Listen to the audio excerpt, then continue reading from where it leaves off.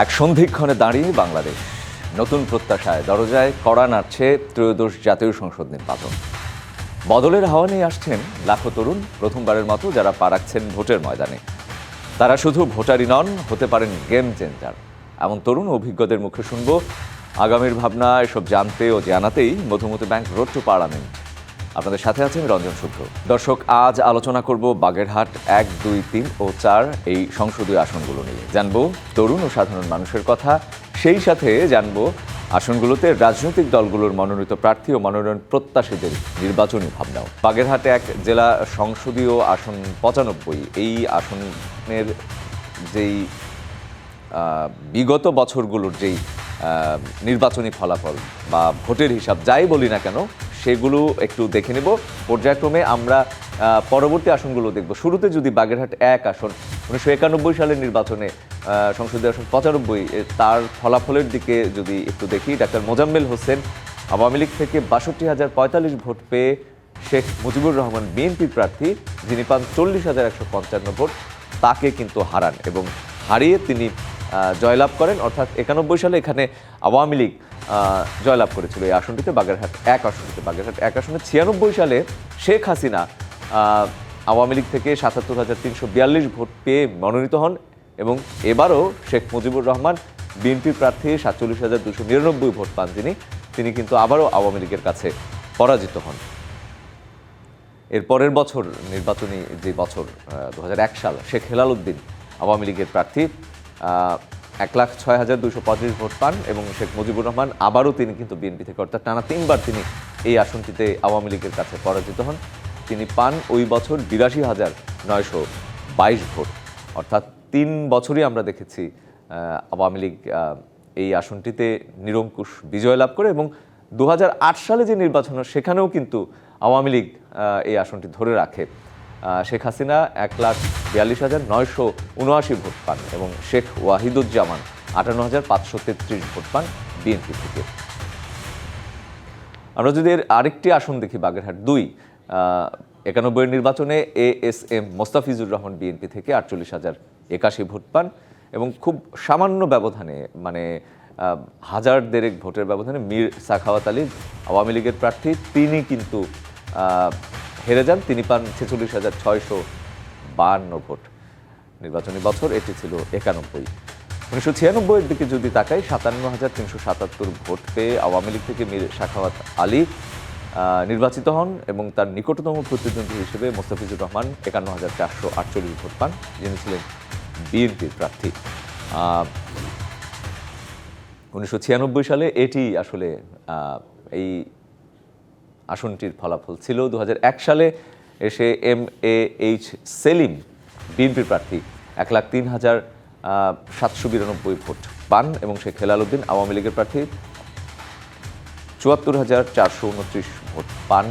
বাগেরহাট 2 আসনে আওয়ামী লীগ পরাজিত হয় এবং বিএনপি এই আসনটিতে কিন্তু 2001 সালে নির্বাচিত হয়, অর্থাৎ তাদের জনপ্রতিনিধি এই আসনটি দখল করে এবং 2008 সালে আবারও আওয়ামী লীগ আসনটি পুনরুদ্ধার করে। মীর শওকত আলী 1,03,846 ভোট পান। MA সালাম বিএনপি প্রার্থী 95,954 ভোট পান নিকটতম প্রতিদ্বন্দ্বী হিসেবে। অর্থাৎ আওয়ামী লীগ কিন্তু আবারও এই আসনটি, বাগেরহাট 2 আসনটি দখল করে। পরবর্তী আসনের দিকে যদি আমরা তাকাই, বাগেরহাট 3 আমরা যদি দেখি, 1991 নির্বাচনে তালুকদার আব্দুল খালেক আওয়ামী লীগের প্রার্থী 46,126 ভোট পান। গাজী আবু বকর সিদ্দিক 25,205 ভোট জামায়াত ইসলামী থেকে, তিনি পরাজিত হন নিকটতম প্রতিদ্বন্দ্বী হিসেবে। আওয়ামী লীগ আসনটি দখল করে। এর পরের নির্বাচন 1996 সালে যেটি অনুষ্ঠিত হয়, তালুকদার আব্দুল খালেক আবারও নির্বাচিত হন। আওয়ামী লীগ থেকে 52,445 ভোট পান। গাজী আবু বকর সিদ্দিক জামায়াত ইসলামী প্রার্থী 34,321 ভোট পেয়ে তিনি পরাজিত হন। অর্থাৎ আসনটি আওয়ামী লীগ দখলেই রাখে এই নির্বাচনেও। 2001 সালে এসেও আমরা দেখি যে তালুকদার আব্দুল খালেক তিনি আবারও নির্বাচিত হন, পুনর্নির্বাচিত হন 76,779 ভোট পেয়ে। জামায়াতে ইসলামী এবারও হেরে যায় আওয়ামী লীগের কাছে। মাওলানা আবু বকর সিদ্দিকী, যিনি পান 69,310 ভোট, এবারে তাদের প্রার্থী ছিল। এবারে 2008 সালের দিকে যদি তাকায়, হাবিবুন নাহার আওয়ামী লীগের প্রার্থী 97,015 ভোট তিনি পান, এবং নিকটতম প্রতিদ্বন্দ্বী হিসেবে আব্দুল ওয়াদুদ জামায়াতে ইসলামীর প্রার্থী 66,177 ভোট পান। অর্থাৎ এটি আওয়ামী লীগের, আমরা দেখলাম যে বেশ যতগুলো আমরা নির্বাচনী বছরের কথা আলোচনা করেছি, আওয়ামী লীগ কিন্তু এই আসনটিতে জয়লাভ করেছে। এরপরে বাগেরহাট 4 আসনের দিকে যদি তাকাই, সংসদীয় আসন 98 যেটি, এবং 1991 সালের নির্বাচনে আব্দুস সাত্তার জামায়াতে ইসলামীর তিনি এই আসনটিতে জয়লাভ করেন, 55,124 ভোট পান। আর আওয়ামী লীগের প্রার্থী শেখ আব্দুল আজিজ 50,467 ভোট পান, পেয়ে কিন্তু পরাজিত হন। 91 নির্বাচনে এই ছিল ফলাফল। 96 এসে আওয়ামী লীগ কিন্তু আসনটি পুনর্দখল করে ডাক্তার মোজাম্মেল হোসেন 55,227 ভোট পান, এবং বিএনপি প্রার্থী অ্যাডভোকেট আলতাফ হোসেন 29,429 ভোট পান বাগেরহাট 4 আসনে। আমরা দেখি যে আওয়ামী লীগ এই আসনটিতে জয়ী হয়। 1 সালের নির্বাচনে জামায়াত ইসলামী এই আসনটিতে আবারও জয় পায়। আব্দুস সাত্তার 83,950 ভোট পেয়ে তিনি নির্বাচিত হন। ডাক্তার মোজাম্মেল হোসেন 81,979 ভোট পান আওয়ামী লীগের প্রার্থী। এরপর 2008 সালের নির্বাচনের দিকে আমরা যাব। 2008 সালের নির্বাচনে দেখা গেছে আওয়ামী লীগ ডাক্তার মোজাম্মেল হোসেন 1,16,454 ভোট পেয়ে নির্বাচিত হন, এবং জামায়াত ইসলামীর প্রার্থী শহীদুল ইসলাম 78,327 ভোট পেয়ে তিনি কিন্তু পরাজিত হন নিকটতম প্রতিদ্বন্দ্বী হিসেবে। মোটামুটি এই ছিল আসলে বাগেরহাটের যেই বিগত বছরগুলোতে, অর্থাৎ 1991 সাল থেকে 2008 সাল পর্যন্ত আমরা দেখে নিলাম এই আসনগুলোতে, 4টি আসনে যারা আসলে নির্বাচিত হয়েছে, নিকটতম প্রতিদ্বন্দ্বী হয়েছে, তাদের আসলে কি অবস্থা ছিল। দর্শক, এই মুহূর্তে বাগেরহাট সংসদীয় আসন 1, 2, 3 ও 4 আসনের রাজনৈতিক দলগুলোর মনোনীত প্রার্থীদের কথা শুনে আসব। আমার এলাকার কৃষি, আমার এলাকার শিক্ষা, এবং বিশেষ করে আমার এলাকায় পানি ব্যবস্থাপনা এমন একটা জায়গায় নিয়ে যেতে, যাতে শিক্ষা, কৃষি এবং এই দুটোর সম্মিলন ঘটিয়ে অন্যান্য যে বিষয়গুলো আছে, উৎপাদন সক্ষম, সে সকল বিষয়কে আমি আমাদের এলাকায় বাংলাদেশের মানচিত্রে একটি অনন্য সাধারণ স্থাপনা হিসাবে বলব। আগামী দিনে যুব সমাজকে ধরে রাখতে হইলে এই মাদকতা সবার আগে বন্ধ করতে হবে। এই জন্য আমি আপনাদের প্রশাসনের এবং সামাজিক যত লোকজন আছে সবাই সহযোগিতা নিয়ে এই মাদককে নির্মূল করতে চাই। আমাদের দেশের অর্ধেকের বেশি নারী, এই নারী সমাজকে আমাদের উজ্জীবিত করতে হবে, নারীদের নিরাপদ চাকরির ব্যবস্থা করতে। আমি নির্বাচিত হলে আমি চিতরমারি মোল্লাহাট প্রক্রিয়াতে সবজি যাতে বাজারজাত করানোর জন্য নিরাপদ স্থানে আপনার বিবাহিত করা যায় সেই ব্যবস্থা করব, তার কোল্ড স্টোরেজ ব্যবস্থা করব। আমি নির্বাচিত হলে বাগেরহাটের যাবতীয় যে সমস্যাগুলো ছিল এবং সেই সমস্যাগুলো, এখানে ইনফ্রাস্ট্রাকচার যে ডেভেলপমেন্ট যেটা কার্যকরীভাবে হয়নি, সেটিতে আমি গুরুত্বপূর্ণ ভূমিকা রাখার চেষ্টা করব। আমাদের বাগেরহাটের স্বাস্থ্য খাতটা খুবই দুর্বল, বিশেষত বাগেরহাটে একটা মেডিকেল কলেজ খুবই দরকার, এবং এখানে শিক্ষার মানটাও যথেষ্ট উন্নত না, এখানে কোনো বিশ্ববিদ্যালয় নেই। সো আমি শিক্ষা, স্বাস্থ্য এবং ইনফ্রাস্ট্রাকচারাল যে ডেভেলপমেন্ট, এই ডেভেলপমেন্ট নিয়ে কাজ করব, এবং বাগেরহাটবাসীর যে দাবি, সেই দাবি নিয়ে আমি কাজ করব। বাগেরহাট জেলায় আপনার কারিগরি শিক্ষা প্রতিষ্ঠান আছে। আমরা চাইবো এই কারিগরি শিক্ষা প্রতিষ্ঠানকে আরো আধুনিকায়ন করা এবং এই কারিগরি শিক্ষা প্রতিষ্ঠান আরো বৃদ্ধি করা। মানে বিভিন্ন মিডল ইস্ট বলেন, ইউরোপ, আমেরিকায় অনেক আসলে স্কিল্ড ওয়ার্কারের অনেক অভাব আছে তাদের দেশে। আমাদের দেশে আমরা জনসংখ্যা অনেক বেশি, আমাদের দেশ থেকে যদি আমরা কারিগরি শিক্ষা দিতে পারি, সাথে সাথে তাদেরকে দেশ এবং বিদেশ সব জায়গায় তাদের কর্মসংস্থানের ব্যবস্থা আমরা করতে পারি। বাগেরহাট শহরের আশেপাশে আমাদের এই এলাকার অর্থনীতিকে আরো চালু রাখার জন্য এখানেও একটা ইপিজেড আমরা ভবিষ্যতে প্রতিষ্ঠা করতে চাই। জামাত ইসলামী যদি সরকার গঠন করে, বাগেরহাটের মানুষ যদি আমাকে তাদের সেবক হিসেবে দায়িত্ব দেয়, অবশ্যই সন্ত্রাস, চাঁদাবাজের বিরুদ্ধে রাষ্ট্রীয় প্রশাসনিকভাবে পদক্ষেপ গ্রহণ করা হবে। বাগেরহাটের সবচেয়ে বেশি গুরুত্ব দিয়ে যে কাজগুলি আমি করব, সেটা হচ্ছে বেকার সমস্যার সমাধান। বেকার সমস্যা বাগেরহাটে মারাত্মক এখন ধাপি করে। বেকারদের যদি কর্মসংস্থানের ব্যবস্থা করতে পারি, তাহলে আমি মনে করি সমাজটা উন্নয়নের দিকে এগিয়ে যাবে, অর্থনৈতিকভাবেও ডেভেলপ করবে। নারীদের জন্য প্ল্যান রয়েছে, নারীরা যেন নিরাপত্তার সাথে তাদের স্বাস্থ্যসেবা সহকারে থাকতে পারে, স্বাস্থ্যসেবার কোনো ব্যাঘাত না ঘটে, নিরাপত্তাহীনতা যেন মনে না করে।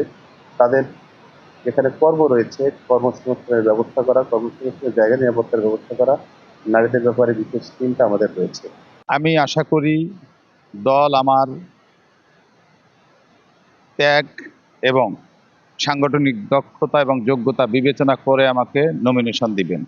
আমার দল যদি ক্ষমতায় আসে এবং বিশেষ করে আমি যদি এই এলাকায় নমিনেশন পাই এবং নির্বাচিত হই, প্রতিটা ক্ষেত্রে আমূল পরিবর্তন আনবো। আমি যেমন সাধারণ মানুষ, সাধারণের সাথে চলাফেরা করি, সাধারণ মানুষের কথা বোঝার চেষ্টা করি এবং সাধারণ মানুষের ভাষা আমি বুঝি। তো এখানে মূল যে জায়গাটা সেটা হচ্ছে যে সবার জন্য নিরাপত্তাটা নিশ্চিত করা হচ্ছে আমাদের প্রথম কাজ। দ্বিতীয়ত এখানে যে তরুণ প্রজন্ম আছে তাদের জন্য যোগ্যোপযোগী কর্মসংস্থানের ব্যবস্থা করা এবং তরুণ তরুণীদের জন্য যে আউটসোর্সিং সহ নার্সিং পেশা বা বিভিন্ন ধরনের ভাষা জ্ঞানের মধ্য দিয়ে তাদের যে দেশে বিদেশে কর্মসংস্থান, এইগুলো নিয়ে আমাদেরকে চিন্তা করতে কথা। আমাদের এই জনপদে আছে বিশ্বমানের কয়েকটি সম্পদ, সুন্দরবন আছে, মোংলা বন্দর আছে, ইপিজেড আছে, আমাদের বঙ্গোপসাগরের নীল অর্থনীতি। এইগুলো নিয়ে কাজ করলে আমাদের জনপদের মানুষের যেমন কর্মসংস্থান হবে, তেমনি আমাদের জাতীয় অর্থনীতি সমৃদ্ধ হবে। এই আসনে আমি গত 17 বছর যাবৎ মানুষের কল্যাণমূলক কাজের জন্য, উন্নয়নমূলক কাজের জন্য সব শ্রেণী পেশার মানুষকে সাথে নিয়ে আমি কাজ করেছি, তাদের সাথে সুখে দুঃখে ছিলাম। বিগত 17-18 বছর যাবৎ কাজ করেছি আমি উন্নয়নমূলক। দলীয় কর্মসূচি পালন করতে গিয়ে বাগেরহাট থেকে ফ্যাসিবাদী শাসন আমলে আমি 2 বার গ্রেপ্তার হয়েছি। প্রত্যেকটি নেতাকর্মীর সুখ দুঃখে পাশে আমি ছিলাম। আমার জনপ্রিয়তা, জনসম্পৃক্ততা আপনারা দেখেছেন। আমার প্রথম প্রায়োরিটি হবে একটি নিরাপদ জনপদ প্রতিষ্ঠা করা, একটি দুর্নীতিমুক্ত, অন্যায়, অত্যাচার, লুটপাট, চাঁদাবাজ এবং টেন্ডারবাজি মুক্ত একটি জনপদ প্রতিষ্ঠা করা। ময়ূরগঞ্জ, শরণখোলা এই জনপদ হচ্ছে একটা পশ্চাৎপদ জনপদ। একটা ইউনিয়ন থেকে আরেকটি ইউনিয়নে যাওয়ার কোনো সুযোগ নেই। সুতরাং আমরা আন্ত ইউনিয়ন এবং আন্ত উপজেলার এবং জেলার সাথে সংযোগ সড়কগুলোকে আমরা তৈরি করব। শিক্ষা ব্যবস্থা খুবই অনুন্নত, রাস্তাঘাট, পোল, ব্রিজ এইগুলোর অবস্থা অনেক খারাপ। মানুষের চলাচলের জন্য অনেক কষ্ট হচ্ছে আমার এই জনপদের মানুষের। তা আমি যদি নির্বাচিত হই অথবা আমি যদি নমিনেশন পাই, হয়তোবা আমি এই মানুষের জন্য কিছু করব এবং এখানে মাদক মুক্ত একটা সমাজ গড়ে তোলার আমার দৃঢ় প্রতিজ্ঞা। দর্শক, এই পর্যায়ে আমাদের সাথে অনলাইনে যুক্ত হয়েছেন বাগেরহাট জেলা বিএনপির আহ্বায়ক ইঞ্জিনিয়ার এটিএম আকরাম হোসেন তালিম এবং বাগেরহাট জেলা জামায়াতে ইসলামীর আমির মাওলানা রেজাউল করিম। এটিএম আকরাম হোসেন তালিম, আপনার কাছে আমি শুরুতে যেতে চাই। একটা বৈষম্যহীন একটা নাগরিক অধিকার, যেখানে আসলে নাগরিক অধিকার তার প্রয়োগ করা যায়, প্রয়োগ করতে পারে, নাগরিক তার কথা বলতে পারে, নাগরিক তার সুযোগ সুবিধা পায়, সুষ্ঠু, বৈষম্যহীন, দুর্নীতিহীন একটা জনপদ গড়ার ক্ষেত্রে আপনাদের প্রতিশ্রুতি কি, বা আপনারা কি করছেন নতুন করে নতুন বাংলাদেশ গড়ার ক্ষেত্রে আপনাদের কি পদক্ষেপ থাকবে? বিসমিল্লাহির রহমানির রহিম। আমার কথা কি শুনতে পাচ্ছেন? জি, আমি শুনতে পাচ্ছি। জি, আমি বাগেরহাট 2 আসনের একজন প্রার্থী। আপনাদের প্রথমে সবাইকে ধন্যবাদ জানাচ্ছি যে আমাকে আপনাদের এই ডিবিসির অনলাইনে সংযুক্ত হওয়ার সুযোগ দেওয়ার জন্য। আমি আমাদের আজকে একটা বাংলাদেশের পরিকল্পনা নিয়ে একটা কর্মশালা চলছে, উন্নয়ন পরিকল্পনা নিয়ে। আমি সেখানে কৃষি ইনস্টিটিউটে আছি, কিন্তু তার ফাঁকেও আমি আপনাদের মাঝে যুক্ত হতে পেরে আমি নিজেকে ধন্য মনে করছি।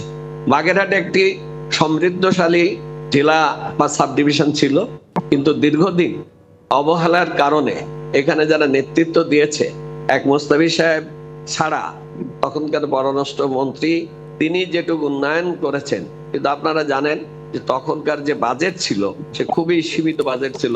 আমার যতটুকু জানা মতে, আমি 91 থেকে 96 পর্যন্ত বাগেরহাট জেলা বিএনপির সেক্রেটারি ছিলাম। সেখানে বাজেট ছিল মাত্র 28,000 কোটি টাকার মতন বাজেট ছিল। এই বাজেটে, সীমিত বাজেট দিয়ে মোস্তাফিজ সাহেবের আমলে আমি তখন সেক্রেটারি ছিলাম, অনেক কিছু করেছি। তার মধ্যে উল্লেখযোগ্য বিভাগীয় কারিগরি কলেজ, বিভাগীয় না, বাগেরহাট যে একটা এয়ারপোর্ট, সেই এয়ারপোর্টেরও আমরা ভিত্তিপ্রস্তর স্থাপন করেছিলাম, কিন্তু অদ্যাবধি সেই এয়ারপোর্টের কোনো উন্নয়ন হয়নি। আমি যদি বাগেরহাট থেকে নমিনেশন পাই এবং আমি যদি আপনাদের জনগণের ভোটে যদি জয়যুক্ত হতে পারি, তাহলে যেগুলো অসমাপ্ত কাজ তখনকার রয়েছে সেগুলো কিন্তু আর সমাপ্ত হয়নি। যেমন এয়ারপোর্ট, যেমন বাগেরহাটে একটা মেডিকেল কলেজ হওয়ার কথা ছিল, মেডিকেল কলেজ নাই, যে জন্য কোনো চিকিৎসাই এখানে হয় না, কোনো ডাক্তার থাকে না এখানে। কোনো কিছু যদি হাসপাতালে যায় সাথে সাথে তাদের রিফার করে দেওয়া হয় খুলনা বা ঢাকা। এর জন্য জনগণের যে সেবা পাওয়া দরকার সে সেবা থেকে বাগেরহাটের জনগণ বঞ্চিত হচ্ছে। আমি আশা করব যে এই সব যেগুলো আছে, যে বৈষম্যমূলক কার্যকলাপ এত বছর হয়েছে, বিশেষ করে 17 বছর ধরে এই বৈষম্যমূলক কার্যকলাপ আমরা চেষ্টা করব। আমি যদি সংসদ সদস্য আমাকে নমিনেশন দেয় এবং নির্বাচিত হই, এবং আমাদের সরকার যদি বিএনপি সরকার গঠন করতে পারে এবং বাংলাদেশ সেবা কাজে নিয়োজিত থাকে, তাহলে এই সব কার্যক্রমগুলো আমরা তুলে ধরবো। এখানে শিক্ষা ব্যবস্থা দারুণভাবে ডিটেরিয়েট করেছে। আগে পিসি কলেজের অনেক সুনাম ছিল, এখন পিসি কলেজের সেই সব শিক্ষক তেমন নাই, যে জন্য শিক্ষার মান অনেক নিচে নেমে গেছে। এই শিক্ষার মান আমাদের তুলে ধরতে হবে, কারণ পিসি কলেজের ঐতিহ্য আপনারা জানেন, অনেক আগে থেকে পিসি কলেজের ঐতিহ্য ছিল। এইগুলো আমাদের পরিকল্পনা রয়েছে যে আমরা যদি যাই, জনবান্ধবমূলক সব কার্যকলাপগুলো গ্রহণ করা হবে। একদম পরিষ্কার। আমাদের এখনো আকরাম হোসেন, জি আকরাম হোসেন, আপনাকে ধন্যবাদ। আমি শুনলাম একদম পরিষ্কার আপনার কথা আমার কাছে। আমি একটু মাওলানা আব্দুল করিমের কাছে যেতে চাই, মাওলানা রেজাউল করিমের কাছে যেতে চাই। মাওলানা রেজাউল করিম, আমরা শুনছিলাম আমাদের অন্য অতিথির কথা। আপনার কাছে আমার প্রায় একই প্রশ্ন থাকবে, কিন্তু একটু প্রশ্নটা যদি ঘুরিয়ে করি যে কেন আসলে আপনাদেরকে বেছে নেবে? আপনারা আসলে নতুন করে জনগণকে কি দেবেন যদি নির্বাচিত হন? আসসালামু আলাইকুম রাহমাতুল্লাহ। ধন্যবাদ আপনাদেরকে, আমাদেরকে কথা বলার জন্য আপনারা আপনাদের টিভিতে যুক্ত করেছেন। ধন্যবাদ যারা এই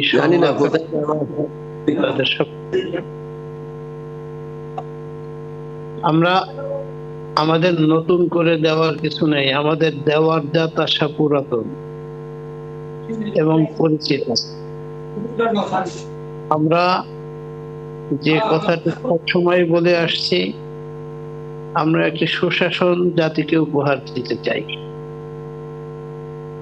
আমরা একটি দুর্নীতিমুক্ত সমাজ জাতিকে উপহার দিতে চাই। আমরা সুষম বন্টনের একটি পরিবেশ আমরা জাতিকে উপহার দিতে চাই। আমরা মানুষের মৌলিক অধিকার তাদের কাছে পৌঁছে দেওয়া, অধিকার যাতে ফিরে পেতে পারে সেই সুযোগটা আমরা তৈরি করে দিতে চাই। আমরা চাই মানুষ যেন নিরাপত্তার সাথে জীবন যাপন করতে পারে। কে কোন ধর্মের লোক, কে কোন জাতির লোক, কে কোন দলের লোক, এটা দিকে না তাকিয়ে আমরা চাই যে দল, মত, জাতি, ধর্ম নির্বিশেষে যেন প্রতিটা মানুষ নিরাপত্তার সাথে জীবনযাপন করতে পারে, তাদের মৌলিক অধিকার যেন এখানে নিশ্চিত করতে পারে। আমাদের মূল লক্ষ্যই এটি। আমরা যেহেতু ইসলামের বিধিবিধানের ভিত্তিতে একটি সুষম ইনসাফপূর্ণ সমাজ প্রতিষ্ঠা করতে চাই, এবং এই দায়িত্বটি রব্বুল আলামিন আমাদেরকে দিয়েছেন। আমাদেরকে বলতে মানুষকে দিয়েছেন, বিশেষ করে যারা ইসলাম গ্রহণ করেছে তাদেরকে দিয়েছে। আল্লাহ বলেছেন মানুষের কল্যাণের জন্য তোমাদের আবির্ভাব। আল্লাহ বলেছেন কিতাব এবং রাসূল পাঠানো হয়েছে যাতে মানুষ ন্যায় এবং ইনসাফের উপর প্রতিষ্ঠিত হতে পারে। আমরা মানুষকে ন্যায় এবং ইনসাফ যদি দিতে পারি, তাহলে এটাই হবে আমাদের সবচেয়ে বড় দেওয়া এবং জনগণের সবচেয়ে বড় পাওনা। আর এটা দিতে পারলে এটা শুধু আমার দুনিয়ায় প্রশান্তির কাজ নয়, এটা আমাকে যিনি সৃষ্টি করেছেন সেই আল্লাহ আমার এবং আমাদের সকলের উপরে সন্তুষ্ট হবেন, এটা আমরা বিশ্বাস করি। একদম পরিষ্কার আপনার কথা। আমি একটু আবারও যদি যেতে চাই এটিএম আকরাম হোসেন, তিনি আমাদের সাথে সম্ভবত আর যুক্ত নেই, নিশ্চয়ই তাকে পরবর্তীতে আমাদের সাথে সংযুক্ত করতে পারবো। আপনাকে ধন্যবাদ আমাদের সাথে যুক্ত হয়ে আজকে সময় দেওয়ার জন্য। রেজাউল করিম, দেখছেন Madhumati bank road to parliament. একটা বিরতি নিচ্ছেই সঙ্গেই থাকুন। স্বাগত Madhumati road bank to parliament অনুষ্ঠানে। লক্ষ লক্ষ তরুণ প্রথমবারের মতো যারা পা রাখছেন ভোটের ময়দানে, তারা শুধু ভোটারই নন, হতে পারেন গেম চেঞ্জারও। এবারের সেগমেন্ট তাই তারুণ্যের ভোট। এবারে জেনে নেব নির্বাচন নিয়ে তারুণ্যের নানা ভাবনা প্রত্যাশার কথাও। আমি চাই একজন ভালো সৎ প্রতিনিধি আমাদের মধ্যে আসুক, যে আমাদের নারীর অধিকার নিয়ে কাজ করবে, আমাদের নিরাপত্তা নিয়ে কাজ করবে, বাগেরহাটের উন্নয়ন করবে। ভোটের দিন নানা ধরনের পরিবেশ কেমন হয়, ভোটের প্রক্রিয়া কেমন হয়, সবার অংশগ্রহণ, এইসব বিষয়গুলো নিয়ে কৌতূহল উত্তেজনা রয়েছে। এবং একজন নতুন ভোটার হিসাবে আমার কিছু আশা রয়েছে, যেমন আমরা একজন যোগ্য নেতাকে পাবো, আমরা দেশের উন্নতিগুলো দেখতে পাবো, দেশের সঠিকভাবে গড়ে ওঠা দেখতে পাবো। এটি নতুন ভোটার হিসাবে আমার আশা। রাস্তাঘাট, এলাকার অবকাঠামোগত উন্নয়ন যে করবে তাকে আমরা ভোট দিব। আমাদের রাস্তাঘাট নির্মাণও আমাদের নিরাপত্তার জন্য যে আমাদের পাশে থাকবে। বিশেষ করে মাদকের চাপ অনেক বেড়ে গেছে, মাদক মুক্ত রামপাল মোংলা আমরা চাই। এমন একজন লোক আমাদের এমপি হবে যিনি সুখে দুঃখে মানুষের সাথে থাকবে, সাধারণ মানুষ যার কাছে গিয়ে সহজে কথা বলতে পারবে বা তার সেই সম্মানটা পায়। বাগেরহাটে এমন শান্তিপ্রিয় মানুষ।